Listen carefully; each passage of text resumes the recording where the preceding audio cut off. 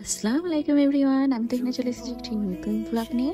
আর আজ বেরিয়েছি লাইভ কিচেনের জন্য কিছু কেনাকাটার জন্য। যেহেতু নতুন সেটেল হয়েছে তাই অনেক কিছুই লাগছে, তবে একবারই কিনছি না, টুকটুক করে মাঝে মাঝে বেরোই আর মাঝে মাঝে কিনে নিয়ে আসছি। তবে এই সন্ধ্যের টাইমে বেরোনো মানে নিজের সাথে নিজের একটা চ্যালেঞ্জিং ব্যাপার। এত খাবার, চারিদিকে গন্ধে মাথা নষ্ট, কিন্তু আমি তো খাবো না, ভেবেই রেখেছি যে আমি ডায়েটে আছি, আমাকে কোনো কিছু খেলে হবে না। তাই অনেক কষ্টে নিজেকে কন্ট্রোল করে রেখেছি। তাই যে উদ্দেশ্যে বেরিয়েছি সেগুলো খুঁজছিলাম, আর কম বেশি সবকিছুই পেয়ে নিয়েছি। আর এদিকে টুকটুক করে প্রায় সবকিছুই কেনা হয়ে গিয়েছে আজকে এই অবধি।